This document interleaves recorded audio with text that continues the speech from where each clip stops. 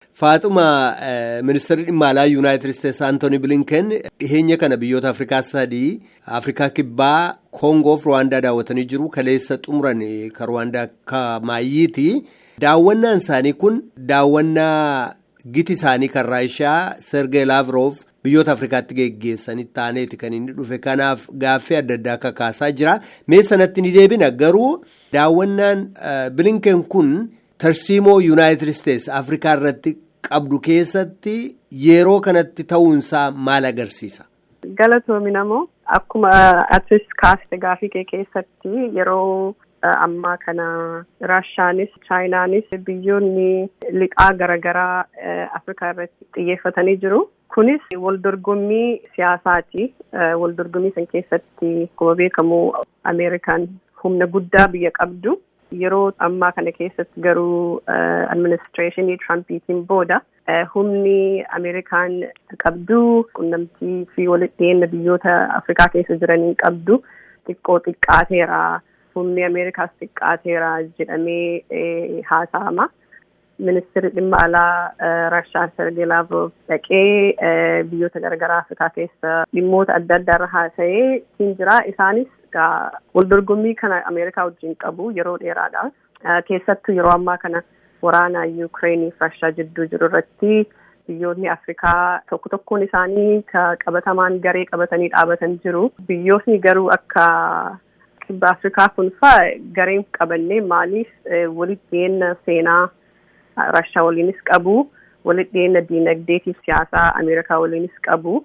Almost neutral ta'anii biyya jiranii garuu biyyoota Afrikaa keessaa biyyoota siyaasaatiin diinagdeenis humna guddaa qabaniif ofitti dhiyeessuuf yookaan garee tokkotti qabuuf dorgommii ta'aa jiru.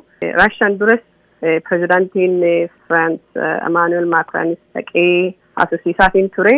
I think irra guddaan wanti amma ta'aa jiru waldorgommii humnaati. Waldorgommii humnaa kana keessatti Bilinken dhaqeetiin tilmaaman. Afrikaan durumaanuu turte biyyoonni Afrikaa durumaanuu ni turani. Garuu amma waa'een Afrikaa kun ilaalcha yookaan immoo fuuleffannaa argatee jira biyyoota gama lixaarraa.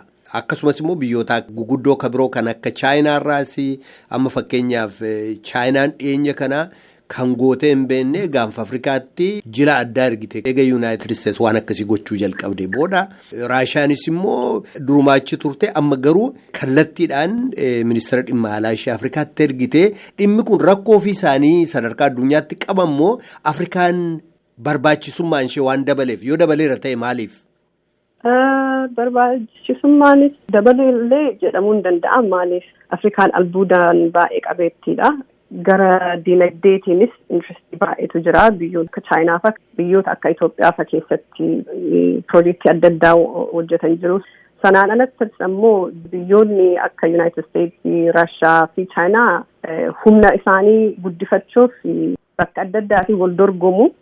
Afrikaan keessattuu albuudaan qabeetti diinagdee keessattis guddataatiin jirti. Uummanni Afrikaa keessa jiraachus irra guddaan isaanii paapuleeshinii isaanii guddataa deemaa jira. Sirni addunyaallee haga tokko jijjiiramaa deemaa jira. Gara diinagdeetiinis, gara siyaasaatiinis, gara hawaasummaatiinis. Ji'oostiraatiijik allaayiinsiin biyyoota Afrikaa wajjin qabaatan akka ilaalcha kiyyaatti irra guddataa jira. Shoorri isaan siyaasaa addunyaa keessattis taphatuu danda'an waggoota 20 tanaan duraa irraa xiqqoo ol guddateetiin jira jedhee tilmaamaa kanaaf jedhee yaadaan.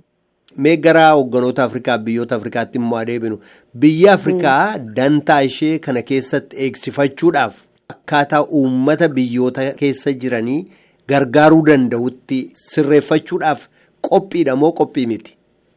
Biyyootni adda addaa akka biyyootni akka South Africa maybe haga tokko Rwandaanis Paul Kagame uummata isaa haa cunqursus garuu ejjennoon inni biyya isaatiif qabu yeroo baay'ee humnoota warra lixaa akka USA, Europe kanneen dhiibbaa ittiin godha. Haga tokko yes interestii fi eeguuf haga tokko dhiibbaa biyyootni godhanii jiru. Kongoon DRC'n biyya gareen hidhannoo socho'an biyya keessa gara 100 olii jiru. Biyya nagaa hagammaan argatanii garuu qabeenya albuudaatiin almost 24 trillion ka tilmaamamu qabdi. Diinagdeenis potentialiin isii guddoo garuu nagaa argatteen beektu nagaa isaa kanas wanti argachuu dhoorgee mootummaa humna qabaatee dantaa saba isaanii yookaan biyya isaanii eeguu danda'u hin qabanii biyyoonni akka Rwaandaa biyyoonni garaagaraa marsanii jiranis biyyoonni garaagaraa Awurooppaa keessa jiranis harka keessaa qabu. Humna qabaatanii dantaa of eegsifatuu danda'an jedheen amanu biyyootni akka Keeniyaas ta'ee adda addaa dhiibbaan biyyoota humna qabdu dinagdeen guddattee hawaasummaan guddattee global powers warri jedhamu kuni influensiin isaanii yookaan dhiibbaan isaan biyyoota kanarra godhuu danda'an guddaa waan ta'eef akka silaa isaanirraa eegamutti dantaa sabaa fi dantaa biyyoo fi eegsifatuu hin danda'an jedheen tilmaamu kanaan duras arginee hin beeknu ammas haga guddaa arguutti hin jiru garuu wal caalan jedhee ilaala biyyootni kunneen dhiibbaan isaan godhuu danda'an wal caala. Mee gara gaaffii koo xumuraattan dhufaa kanumaan wal qabsiisee akkuma beektu gaaffiin mirga namoomaa gaaffiin dimokiraasii gaaffiin mirga sabootaa biyyoota adda addaa keessatti Afrikaa keessatti yeroo dheeraadhaaf ka'aa ture ka'aa jira madda walitti bu'iinsaa madda lubbuun namaa galaafatamuu qabeenyaan qisaasamuu ta'ee jira biyyoota adda addaa keessatti dhiibbaan biyyoota alaa kun ammam rakkoo biyyoota Afrikaa keessa jiru keessumaa rakkoo mirga dhala namaa rakkoo dimokiraasii furuu danda'a jettee yaadda.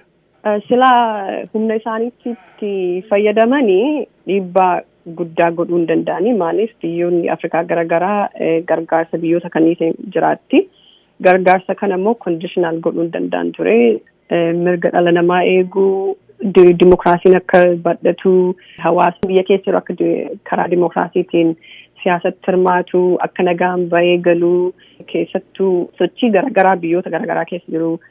Sabni garaagaraa gaafii kaasuu akka deebi'uuf gochuuf dhiibbaan ga'an godhamuu inuma danda'a garuu interestii ofii eeguuf yookaan dhimma dhuunfaa ofii eeguuf yeroo baay'ee mootummoonni humna qaban kun baay'ee wanta afaaniin haa jedhamu malee siyaasaa yookaan poolisii isaanii keessa baay'ee hin dhimmaman interestii biyya isaanii irra caalaaf waan ta'eef dhiibbaa san hin godhani karaa silaa irraa eegamuun hin godhamu. Hayyee as Virgiiniyaa keessa ka jiru Regent University irraa ogeettii siyaasaaf seeraa Faaxumaa Badhaasoo ibsa naa kennite kanaaf guddaan si galatoomsadha. Baay'ee galatoomeetis namu.